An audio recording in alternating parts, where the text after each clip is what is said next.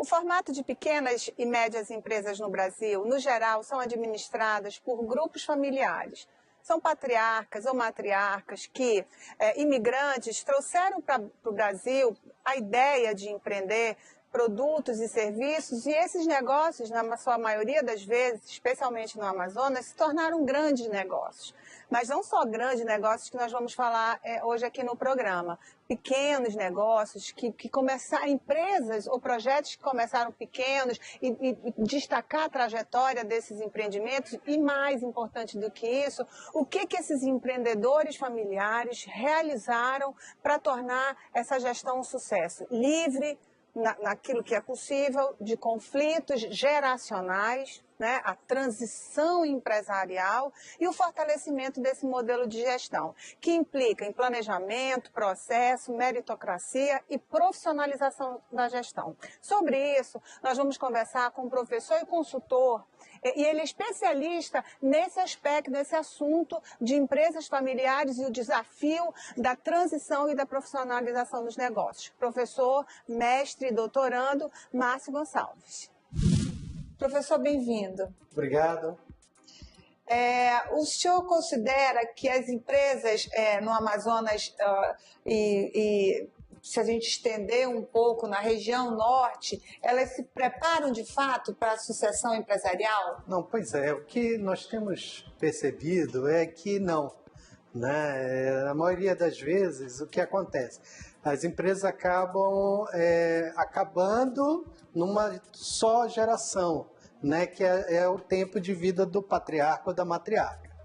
E o que acontece? É que nem acontece nas nossas casas. Né? Se todo dia o dono da empresa, o patriarca, fala para os seus filhos que é ruim, que o governo tira muito imposto e que não sei o quê, e tem problema com empregado e com fornecedores, aquela criança vai crescendo ouvindo isso e acaba não, na hora de suceder, ele, não é isso que eu quero fazer, eu vou fazer cinema, eu vou fazer outra bem coisa.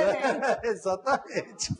Uma outra questão que a gente vincula muito à sucessão empresarial é a questão da profissionalização dessa gestão, né? Então, o senhor considera que existe uma tendência forte ou média para a profissionalização nas empresas aqui? O que acontece? O fundador, o patriarca, são pessoas com baixa instrução, mas que acabaram vencendo na sua vida profissional. E essas pessoas colocam seus filhos para estudar. Certo. Né? E já avisando que no futuro eles possam cedê-los, né, nesse negócio. A gente tem notado realmente que a educação tem melhorado, né? Principalmente o nível superior tem melhorado, mas ainda temos muitos jovens, comparando, por exemplo, com países como Coreia ou Canadá, nós estamos muito longe, ou Chile, nós estamos muito longe. Só 27% dos nossos jovens terminam o ensino médio. Né, na faixa entre 14 até 24 anos, termina o ensino médio. Isso comparado, por exemplo, Coreia chega a 98. Acho né, que o maior Chile exemplo, chega a né? 77. Então, a gente, aqui em Manaus nós temos percebido isso.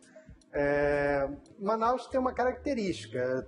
Manaus vive muito em função do polo industrial. Eu queria que, com a sua experiência, visão de negócios como consultor, elencasse assim, quais são os principais problemas na sucessão familiar, né, na sucessão de empresas em grupos familiares e também na questão da profissionalização, ou seja, na divisão de responsabilidades ou áreas de negócios. O que mais, na hora H, quando a gente está falando de família mesmo, o que pega nessa hora? Esse é um momento realmente de mudança na empresa, quando você profissionaliza o negócio.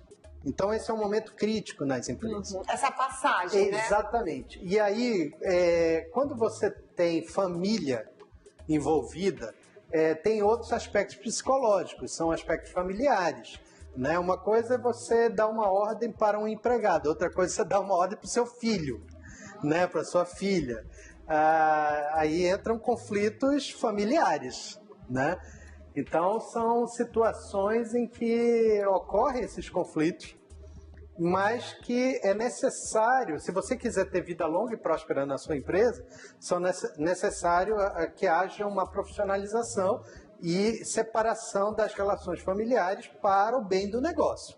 Qual a lição, qual é o grande ensinamento para gestores familiares que hoje se veem à frente de grandes desafios? É importante lembrar o seguinte, nenhuma empresa já nasceu grande, né? Alguns nasceram grandes, outros nasceram bem pequenos e se transformaram em grandes empresas.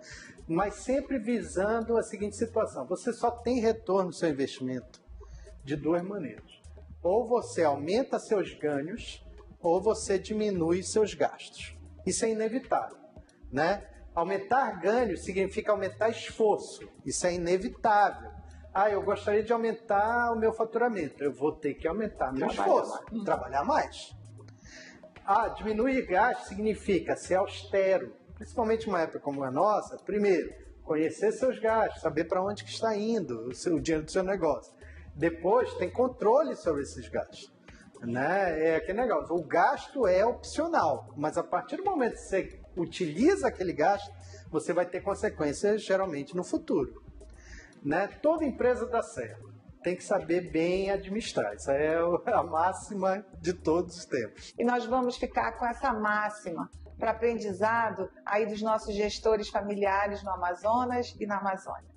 Obrigada.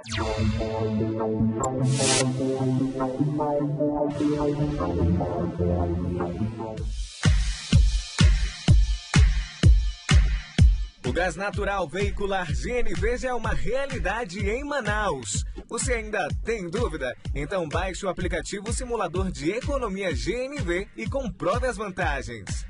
Disponível para iOS e Android, o aplicativo foi elaborado pela Cigás e calcula a economia do GNV em comparação com a gasolina ou etanol. Além disso, a ferramenta estima o tempo de retorno do valor investido na instalação do kit, que varia entre R$ 4.000 e R$ 5.000.